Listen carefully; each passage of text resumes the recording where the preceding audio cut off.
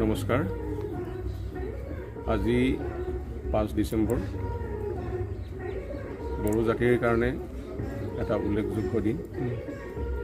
এই 5 ডিচেম্বৰটো আমি যোৱা প্ৰায় 6টা বছৰে কবিতা দিৱস হিচাপে পালন কৰি আহিছোঁ আৰু এই কবিতা দিৱস আমি পালন কৰি আহিছোঁ স্বৰ্গীয় ব্ৰজেন্দ্ৰ কুমাৰ ব্ৰহ্ম ডাঙৰীয়াৰ স্মৃতি দিৱস হিচাপে। কেৱল অসমৰেই নহয়, ভাৰতৰ প্ৰায়বোৰ লিখক লেখিকাই জানে ব্ৰজেন্দ্ৰ কুমাৰ ব্ৰহ্মৰ নাম। তেখেত সৰ্বভাৰতীয় সাহিত্য একাডেমী পুৰস্কাৰপ্ৰাপ্ত এজন কবি, বড়ো সাহিত্য সভাৰ এগৰাকী 2টা টাৰ্মৰ সভাপতি।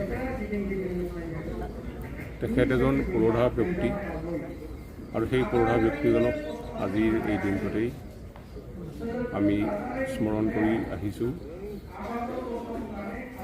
2019 চনত তেখেতে ইহলীলা সম্বৰণ কৰে, আমাৰ মাজৰ পৰা গুচি যায় আৰু তেতিয়াৰ পৰাই বড়ো সাহিত্যত এটা বিশাল পূণ্যতাৰ সৃষ্টি কৰি থৈ গৈছে। বড়ো সাহিত্যত আধুনিকতাবাদী কবিতাৰ সৃষ্টিকৰ্তা ব্ৰজেন্দ্ৰ কুমাৰ ব্ৰহ্ম আজি আমাৰ মাজত নাই। তথাপি তেখেতৰ সৃষ্টিৰাজিৰ মাজেৰে, তেখেতৰ লিখনিৰ মাজেৰে তেওঁ সদায় আমাৰ মাজত জীয়াই থাকিব আৰু সদায় তেখেতক আমি তেখেতৰ সৃষ্টি আৰু কৰ্মৰাজিৰ মাজেৰে জীয়াই ৰাখিবলৈ চেষ্টা কৰিম। ব্ৰজেন্দ্ৰ কুমাৰ ব্ৰহ্ম কেৱল এজন মহান কবিয়েই নাছিল, তেখেত একেধাৰে এজন প্ৰ'জ ৰাইটাৰ বা ৰাইটাৰ লিড বুলি আমি যাক বড়ো ভাষাত কওঁ। তেখেত এজন অতি সুন্দৰ গদ্য লেখকো আছিলে আৰু তেখেতৰ গদ্যৰ মাজেদিও তেখেতে বহু অৰিহণা বড়ো সাহিত্যত দি থৈ গৈছে।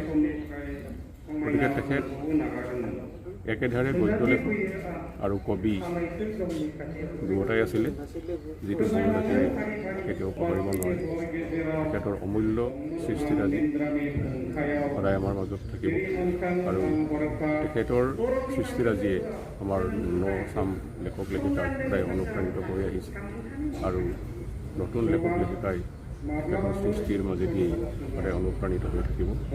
আৰু তেখেতৰে আজি মৃত্যু তিথিত আমি কবি সন্মিলন এখনৰ আয়োজন কৰিছিলোঁ আৰু এই কবি সন্মিলনত 25 জনতকৈও অধিক কবিয়ে ইয়াত অংশগ্ৰহণ কৰিলে। তেখেতসকলৰ স্বৰচিত কবিতা পাঠ কৰিলে আৰু বিভিন্ন সংগীতানুষ্ঠানৰ ইয়াত আয়োজন কৰা হৈছিলে। তাৰ মাজেৰে আজিৰ দিনটো অতি সুন্দৰ এটা বৰ্ণাঢ্য কাৰ্যসূচীৰ মাজেৰে আজিৰ দিনটো পাৰ হৈ যায়।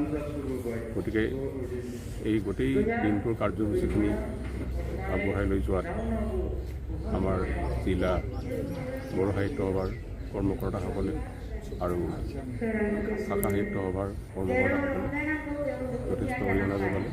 তেওঁলোকৰ আমাৰ তৰফৰ পৰা ধন্যবাদ থাকিল।